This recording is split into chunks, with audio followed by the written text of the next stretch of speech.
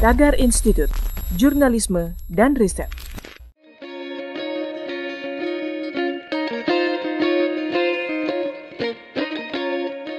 Halo Tagarians, para penonton Tagar TV dan juga pembaca Tagar ID, apa kabarnya? Senang sekali saya, Kori Olivia, bisa kembali menemani Anda di Tagar TV. Hari ini saya ingin membacakan opini Muhammad Guntur Romli, aktivis Nahdlatul Ulama, tentang FPI, senjata api, dan terorisme. FPI bukan lagi komplotan yang biasa sweeping kafe-kafe, tapi kini sudah terkait dengan senjata api dan terorisme. Sebelum terkait senjata api dan terorisme, rekam jejak FPI sudah mengerikan. Bagaimana tidak? Imam besarnya, Rizik Syihab, pernah diringkus masuk penjara 2 kali karena kejahatan penghasutan.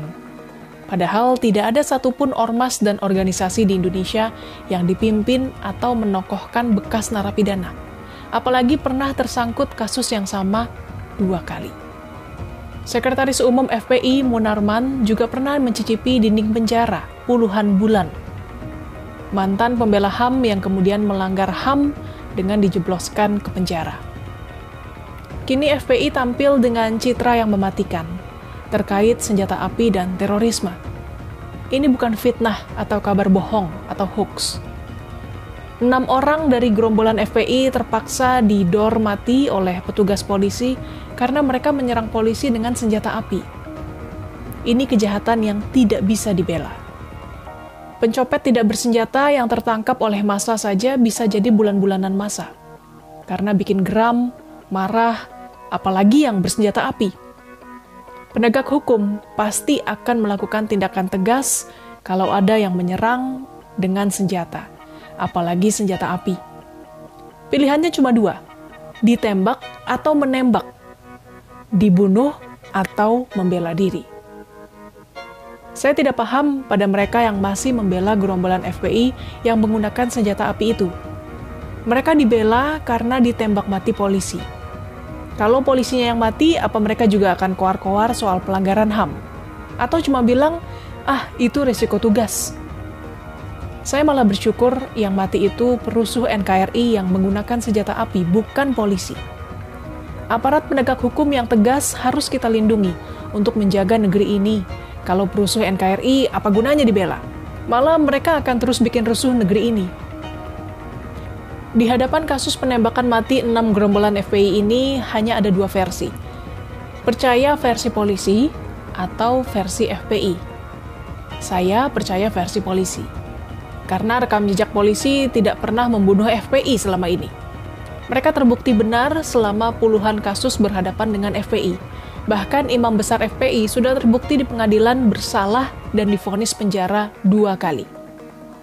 Kalau sekarang polisi menembak mati FPI, maka ada penyebab yang luar biasa. Kedaruratan sehingga mereka membela diri, yaitu gerombolan FPI menyerang polisi dengan senjata api. Kalau FPI sudah terbukti berbohong dalam puluhan kasus, jadi kamu pilih yang mana?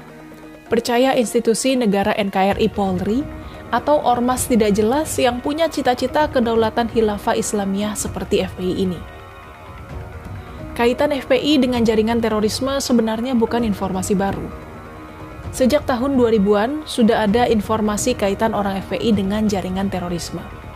Tapi saat itu masih dilihat sebagai kasus oknum FPI. Padahal dalam segala aksinya, seperti sweeping cafe, warung, dan melawan hukum, serta petugas, sudah menjadikan FPI sebagai lahan persemaian bibit-bibit radikalisme dan terorisme. Kini sudah ada data 37 orang FPI yang terlibat jaringan terorisme. Ini bukan lagi dilakukan oleh oknum.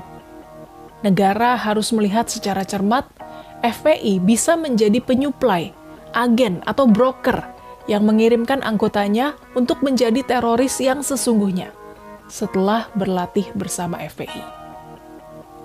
Agen TKI ilegal saja bisa ditutup. Ini agen teroris, mau dibiarkan sampai kapan? Saat ini FPI tampak kuat dan tersebar karena sudah terlalu dibiarkan. Kalaupun ditangani hanya dilihat sebagai kejahatan oknum dan personal. Padahal secara wadah dan perkumpulan, FPI sudah bisa dikategorikan kejahatan yang terstruktur. publik menunggu sikap tegas negara terhadap FPI, seperti halnya kepada HTI. Tagarians, demikian opini Muhammad Guntur Romli, aktivis Nahdlatul Ulama tentang FPI, senjata api, dan terorisme. Subscribe YouTube channel Tagar TV dan klik loncengnya juga untuk mengikuti video menarik membahas topik terhangat hanya untuk Anda. Dan selalu ingat 3M, memakai masker, menjaga jarak, dan mencuci tangan. Saya Kori Olivia, Tagar TV.